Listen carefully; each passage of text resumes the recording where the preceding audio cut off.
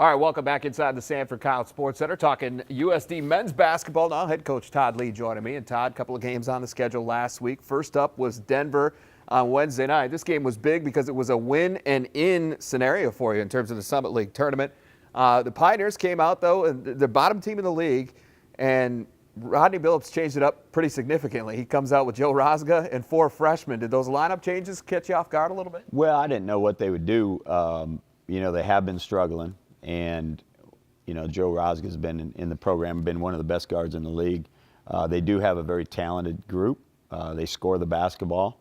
But they have been struggling, and Coach Billups obviously felt like he needed to make a change, whether that's for the future or, I'm not going to get into why he did it, but we didn't know for sure. They do play a lot of guys, so the players that started have played a lot of minutes for them, so it's not like they haven't been playing all year. And so it was a little bit surprising. They hung tight with you early. In fact, had a lead going into the under-8 timeout, but that's right about the point you took control of this thing. Closed the half on a 23-5 run, ended up going into the half up 14 at the break. So what were some of the keys to that turnaround for you? Well, we shot the ball well, but and we had a balanced attack. We had a number of guys that made threes, and when we shoot the basketball from the three well, we can compete with anybody. And then we defended. We defended all night. We held them to 31% field goal percentage. They scored 45 points, which is the lowest that a USD team has given up in the Division I era. And they average 70 points a game in the league. So it's a team that's talented, and we talked about it. They're capable of having big nights because their guards are really talented. So we went on a run. We guarded, got some turnovers, turned them over. And then we made threes, and it was big to get a lead against them because they have been struggling, and you don't want them to start believing that they can hang around. So to go into half with a big lead was important for us. Yeah, you mentioned the word balance, and I thought that was really the key for you all night long. And in fact, a lot of guys contributing to this win in all kinds of ways on both ends of the floor. And personally, I think that's when you guys look your best, and when you get that kind of even output across the lineup. Yeah, when we can get a number of guys contributing, making shots, when you look at it, and we've got pretty much, we're going to have a couple guys that take some more shots than the rest of the team. But when we can have balanced scoring across the board, it's obviously we're at our best. Well, you get the win there, and then you move on to Saturday, the big one that most people were talking about coming into the week, and that was against South Dakota State. The Jackrabbits down here, they threw that zone at you, maybe caught you off guard. They tried it again, and you guys handled it way better this time around. So what was the biggest difference that way for you? Well, we had time to prepare for it. I really didn't know if they would do that again because we did have time to prepare for it. It's a 2-3 zone. I mean, there's nothing to it. We didn't handle it as well here. We didn't prepare for it. They hadn't played it all year long. We knew that it was a possibility they may go to it again. They want to keep Dom in the lane. They don't want to get him in foul trouble. So we were prepared for it. We executed the way we were supposed to. We knocked down shots. We haven't had trouble against a zone when we've had time to prepare for it. We went to Oral Roberts, and that's all they play, but we got them out of their zone too. Up down there. So I think the biggest thing is we had open looks. Guys knocked down shots. We executed the way we were supposed to against it. We ran some good stuff against it, and they had to get out of it. Yeah, 55 first half points for you. Scored 61 total in the first game, and that was just what you had at half. Led by as many as 16, hit 11 threes in that first half. But offensively, it wasn't necessarily the usual suspects in terms of scoring the basketball. Cody Kelly had 16 points, hit 4 threes. Logan Power came off the bench, gave you 11 in that first half. Yeah, well, if they're going to stand back there in his zone, Logan can shoot the ball. And, he came in and knocked down some shots. And then they went man, and then they had trouble because with matchups.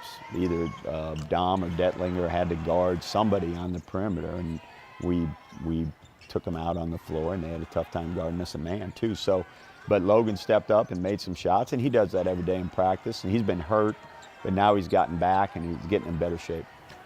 Up 11 at the half. I know you knew South Dakota State wasn't going to go quietly in their building. They never do.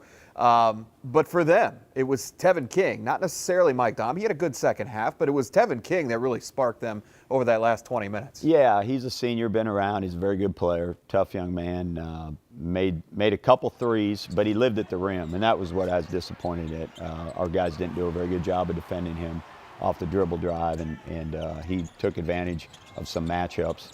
And so, that's why they're a really good team, is because they have guys that can step up. Their seniors all had good games. Mike Daum, Skylar Flatten, and Tevin King scored a lot of points. And we did a pretty good job on Daum for the most part. Flatten is a very good player, but King got away from us. That last 9 minutes turned into quite a dogfight. A lot of back and forth going at it, and they just made enough plays to get out of there with the win. Yeah, and we missed a lot of shots. I mean, to be honest with you, we had really good looks down the stretch. Cody Kelly had probably his most wide open three he had all night. With 36 seconds to go, we're down one. And if you let me pick a guy who was going to shoot it right now, it'd be Cody. And he had a wide open shot right in front of our bench. If that goes in, we probably win the game, or at least we're up two with 30 seconds to go. Final week of the regular season now, and you've got a couple of good ones here at home. It's North Dakota State on Thursday, and then North Dakota comes to town on Saturday. The Bison were one of the hottest teams in the league recently. They won 5 straight, but have since lost 2 straight. That heartbreaker against South Dakota State on the half-court shot by Jenkins, and then last week had Omaha up against the wall, but the Mavericks came back and took that one away from them as well. Now, this is a team I know you felt like you should have beaten the first time around, and is that part of the mindset coming into this one? Well, that was our first league game, and we go up there and we're up 11 at half, and they chip away, and down the stretch it's back and forth, and they end up making some plays at the end.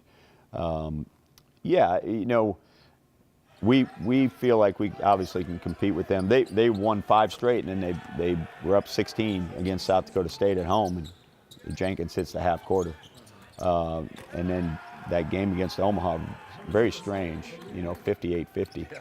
I thought that game would be, more up and down because they're both talented teams as far as scoring the basketball, but a defensive game. So they're a balanced team. They're very good. They've had a good year. We can compete with anybody. That's a team that beat us that first game, and a game that we led for most of the game. So it'll be a tough game on Thursday. Hey, North Dakota, you handled them up in Grand Forks on January 23rd, but no Connor Avance, their talented post player for that game. He was out with an ankle injury. He returned against Denver on Saturday. What kind of a difference can he make this time around? Well, we have trouble guarding in the post. That's not a secret to anybody, and we're not very big. So that makes a big difference. He's a guy that either you have to double or you don't let him catch the ball. And we lack some depth inside, and guys get in foul trouble. So not having him last game, we did not have to pay as much attention to the post. Well, this game, if you don't go double him or you let him catch it deep, if you don't have size, which we lack this year, he's gonna make you pay. So I think it's a big difference. All right, well, good luck to you in those 2 games this week, Todd. We've got both of those on Midco Sports Network. Looking forward to that, and then looking forward to sitting back and reflecting on this last week of the regular season with you next week. Thanks, Jay.